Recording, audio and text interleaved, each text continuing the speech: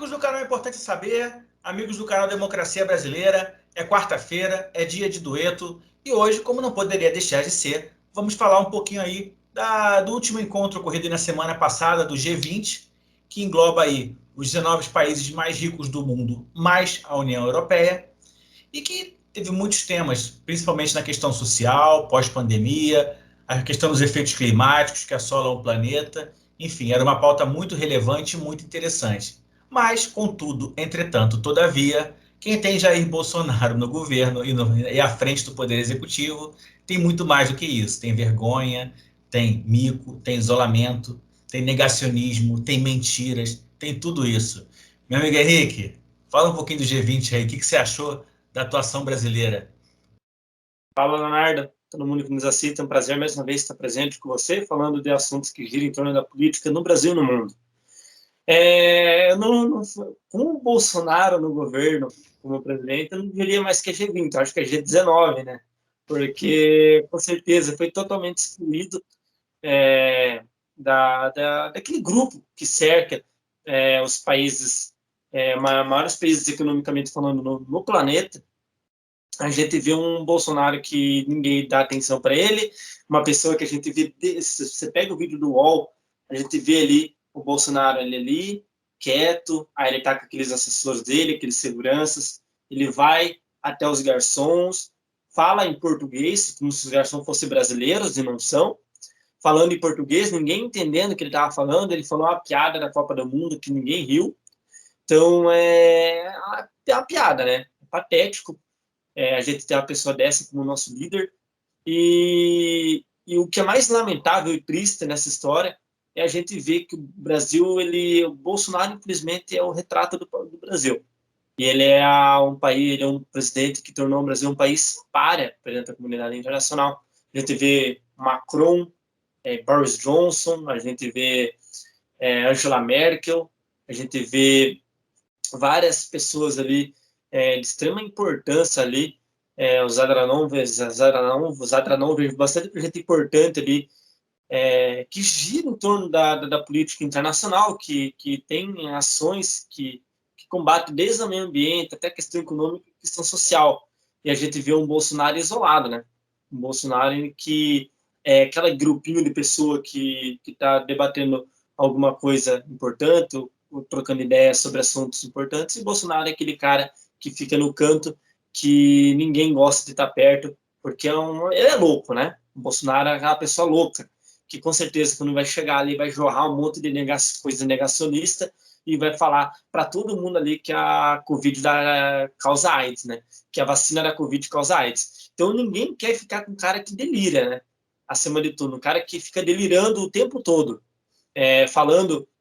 Vamos só lembrar que nas lives dele ele falou assim que o que salvou os soldados na época era aplicar água de coco no lugar do sangue dos soldados. Então, o Bolsonaro ele vive naquele mundo paralelo dele, e é por isso que ninguém leva o Brasil a sério. Se fosse tempos atrás, não, o Brasil era totalmente respeitado. A gente via que o Brasil é uma economia gigantesca, que sim, merece atenções para acordos bilaterais, mas com o Bolsonaro no poder, a gente não passa de despertar nem despercebido um país pária. Ninguém quer saber do Brasil. É verdade, meu amigo Henrique. E não podemos nos esquecer também que assim é um grande festival de dinheiro público sendo jogado no lixo, né? São comitivas enormes com vários ministros, Paulo Guedes, ministro das Relações Exteriores, ou seja, toda aquela caterva que segue ele, juntamente com seus filhos, que recentemente estavam em Dubai, ou seja, eles ficam fazendo tour mundo afora, né? Sai de Dubai, vai para a Itália, aí da Itália vai para algum outro lugar, enfim, é um grande, como se o Brasil não tivesse problema. Vivemos com praticamente um emprego pleno, nosso PIB está crescendo aí 8% ao ano, tá tudo bem, o país tá navegando aí em mares calmíssimos, em céu de brigadeiro, e ele pode fazer isso. Se fosse isso, tudo bem, a gente até aceitaria, mas infelizmente o desemprego é altíssimo. Hoje, por incrível que pareça, os dados do CAGED com relação à geração de empregos foram retificados, ou seja, colocaram números acima da realidade. É triste. Só no Brasil de Bolsonaro. Inventaram empregos e números que não eram reais. Por incrível que pareça, é uma vergonha. É a mentira sendo institucionalizada nesse Brasil, que tanto precisa de alguém que olhe pelo mais pobre, que olhe pelo mais necessitado, que olhe pelo desenvolvimento, pela reindustrialização do Brasil. Até quando a gente vai ser esse país de uma soja ou de um milho, dependendo da commodity, mais uma vez? A gente precisa muito mais do que isso, meu amigo Henrique. Enquanto a gente estiver nessa pegada, a gente vai ver a gasolina chegar a R$ 10, já está quase, em alguns estados aí está chegando a 8,50. A gente vai ver o óleo de soja a 8,50, R$ 9, a carne a 40, 45, enfim, daí para pior. E, infelizmente, a oposição escolheu deixar o Bolsonaro sangrar até 2022, a verdade é essa, apostou num desgaste. Ele, por sua vez, se escorou no Arthur Lira, que é uma pessoa da mesma laia que ele, ou seja, que pensa igual, não tem nenhum projeto para o Brasil, é um projeto pessoal, é um criminoso, é um homem que ele não pode sentar na cadeira de presidente da República, porque ele é réu. Então, assim, quando o Bolsonaro viaja, se o Mourão não tiver, ele não pode assumir, por incrível que pareça. Mas esse é o Brasil de 2021. Mas vai passar. Ano que vem teremos eleições, é um momento para a gente pensar, refletir, estudar, analisar o contexto, qual o melhor candidato, qual a melhor proposta. E política não é futebol. Não podemos idealizar líderes que são carismáticos, mas que não têm propostas, ou partidos que muitas vezes estão ali apenas atrás de apoio político e de dinheiro de fundo partidário. Enquanto a gente pensar assim, a gente não vai para frente. Mas quem sabe em 2022 a gente não acerta e traz um pouquinho de sossego e paz para o Brasil, já que estamos com o país dividido, né, amigo Henrique? Será que essa divisão ela vai continuar para 2023, após a eleição? Olha, Narna, boa pergunta, hein? É triste, né? A gente vê um presidente fascista, vai visitar a Itália, como você bem disse, né? Dinheiro público, jorrando, dinheiro público, e as pessoas nem aí. A gente vê que depois, logo depois,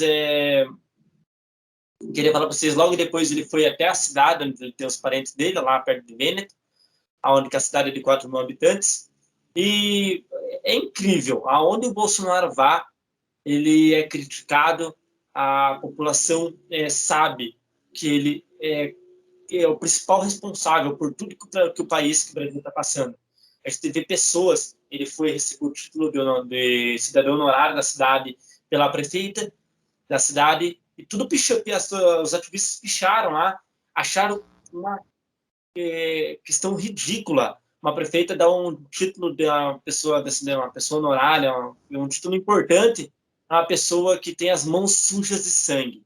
E as pessoas lá, com umas 200 pessoas falando fora Bolsonaro, genocida, porque é triste a gente ver um presidente do Brasil, por onde passa, reconhecido como um fascista.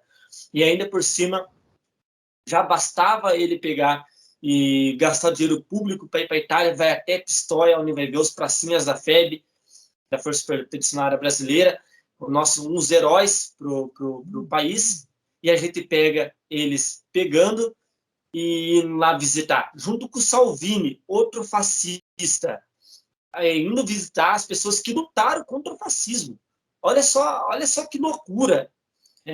A gente não podemos, seja nas eleições, não podemos deixar uma pessoa que conspira contra o Brasil, uma pessoa que o sonho dele, a cabeça dele é conspirar, é ir contra tudo aqueles princípios básicos de uma democracia, de um pilar democrático, aquilo que sustenta nossas instituições. O Bolsonaro, ele não é e nunca vai ser um republicano. Nunca ele vai ser alguém que luta pelos conceitos brasileiros, para aquilo que o povo brasileiro quer, uma economia forte, uma saúde, uma educação. O Bolsonaro, ele só pensa nele naquela quadrilha. O Bolsonaro é um quadrilheiro. Ele está aproveitando o Palácio do Planalto enquanto pode, ele está aproveitando o dinheiro público, ele está vivendo das benesses do que o governo federal lhe oferece e, infelizmente, ele não está nem aí para o povo, ele pisou, ele está em cima do cadáver de mais de 600 mil mortos. Se o principal culpado pelo que o Brasil está hoje, que desemprego, inflação. Gente, a gente vai no mercado, a gente vê um absurdo no valor dos alimentos. Café, óleo, café de 8 foi para 15. Sabe? Daqui a pouco a gente vai trabalhar só para poder pagar alimento. É muito complicado. A gente vive numa inflação terrível. Baixa o salário, sobe a inflação e o descaso continua o mesmo com a população. Então é triste, Leonardo, e é lamentável a gente chegar em pleno 2021 e ter uma pessoa fascista no governo da República Federativa do Brasil. É verdade, amigo Henrique. E não só isso, né? Além de ser fascista, de querer o Estado para ele, para a família dele, para aqueles que o seguem, ele tem todo o ideal de se perpetuar no poder. Ele não quer sair, ele vai tentar fazer de tudo para tumultuar, para causar discórdia, para dividir, entendeu? E a nossa esperança, assim, eu estava até falando com um amigo esses dias, falei, eu acho que quem vai salvar o Brasil vai ser o Norte e o Nordeste. Porque, infelizmente, a parte sul do Brasil ainda apoia demais esse desgoverno, ainda apoia demais essas políticas voltadas para a desvalorização do real, cujo objetivo é estimular a exportação das commodities brasileiras e privilegiar o Paulo Guedes nos paraísos fiscais com as suas offshores, né? Então, assim, são interesses privados, não interesse de nação, porque uma moeda desvalorizada não é bom para o brasileiro, principalmente num país não industrializado, um país totalmente rural. Regredimos a um nível da década de 30, infelizmente, meu amigo Henrique. Realmente, infelizmente, eu já vou me despedindo da nossa conversa. É triste, né? Só para lembrar, pessoal, ele não foi na cúpula em relação ao meio ambiente. É patético, né? A pessoa que a gente tem uma Amazônia tão rica, é a pessoa que conspira contra a natureza, que conspira em relação à emissão de gás carbônico. O gás carbono, ele não quis participar. A pessoa que já tem todos os seus horrores, e ainda por cima conspira contra o meio ambiente. Então, esperar alguma coisa de uma pessoa, de um ser desse, uma pessoa pífia, uma pessoa baixa, nível realmente rasteiro, não tenho que esperar. Então é isso, muito obrigado a todo mundo que nos assistiu e eu passo a bola para você, Leonardo. Obrigado, amigo Henrique. Também só tenho a agradecer a todo mundo. Pedir, quem não é inscrito, se inscrever nos canais Importante Saber, Democracia Brasileira, deixar o like, compartilhar e termino com aquela famosa frase: dias melhores virão.